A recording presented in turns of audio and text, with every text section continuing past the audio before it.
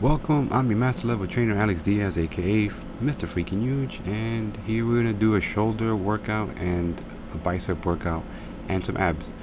So I start off with behind the neck shoulder press, and anytime you're doing a shoulder press, you want to have the bar, your wrist, your forearm, and your elbow all straight line. And anytime you break one of those things, you're gonna have wrist pain or shoulder pain. So make sure that your wrist, your forearm, your elbow, and the bar is a straight line when you're going against gravity. That way you have no pains. And now I'm doing a forward shoulder press in front, and on a Smith machine. Try to keep your back flat. And once you start arching and leaning back too much, you're gonna start using your chest. So that means that the weight is too heavy. So you gotta drop the load.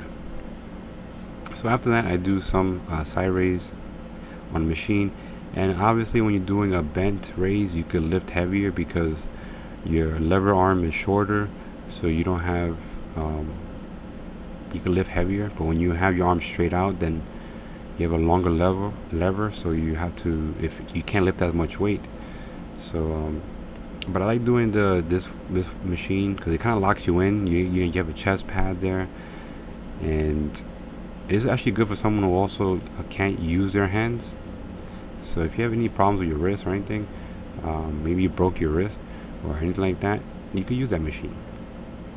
So after that, I go into a real delt machine. Back fly, real delts, whatever you want to call them, workouts, and focus on the back of my shoulders. Here, I'm trying to keep my chest on my knees, well, my legs, and just so I could not cheat. But it's gonna happen when you tend to the last reps and sets. You're gonna tend to kind of come up a bit and cheat, and that's okay, I guess.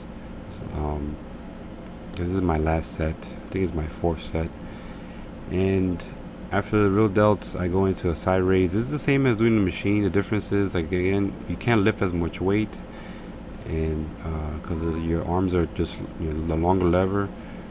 It's just physics, so it's a bit harder doing them like this versus the machine version. So I do both. Um, After that, I go right into a front raise. And when you're doing a front raise, especially after this back-to-back workout, you want to kind of embrace your core a bit. That way you won't lean back. What happens is when you start cheating is when you start leaning back when you do a front raise. So in order for you to combat that, you're gonna kind of tense your core up a bit, so you can't lean back. And that's what I did.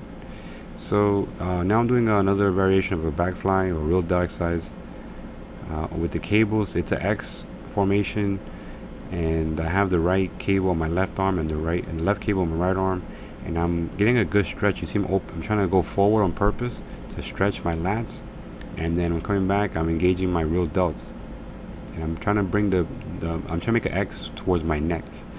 So my goal is to make the X formation towards my neck, and I'm focusing on my real delts. And then after that, that's all for the shoulders. After that, I go into biceps. So this is the crucifix curl. There's lots of names for workouts. I don't really care about the names, but I just care about how they are executed. So here I'm just focusing on bringing my fingers towards my head or behind my head, and not letting my elbows go forward, because then it becomes a chest fly instead of a bicep workout. I'm actually doing 100 pounds, I think, here on each arm. So it's pretty hard. And I do about 3 or 4 sets of those. Then I go into a single arm preacher curl machine, decline version, and just doing one arm at a time, just to focus on make sure both arms are even. And I don't know how much weight I did, but here I don't really do many sets of these. I do three sets of single arms, and I do doubles as well, which I think is the next clip. But and then going to the right side, and you don't want to move your shoulders. You can see I'm kind of leaning forward on purpose, so I don't lean back and use my shoulders. And here I'm doing just both arms together, and obviously you can lift more weight, so I'm lifting heavier. And what the hell that guy back there is doing? Some swinging workout, man? Anyways, I'm actually purposely leaning forward so I don't lean back. And what you see a lot of people do is they lean back and use their shoulders. I'm trying to avoid that. That's why I do shoulders first, so that way my shoulders are burnt and I can't use them to help me with my bicep workouts or any other workouts. So now I'm doing a reverse curl with a V bar, well actually with an M bar on a cable, and this is focusing on the forearm and bicep muscles, and it's actually a really bad angle because I'm too close to the machine. I mean, too close to the camera, but it's a reverse curl. And then I go into a concentration curl.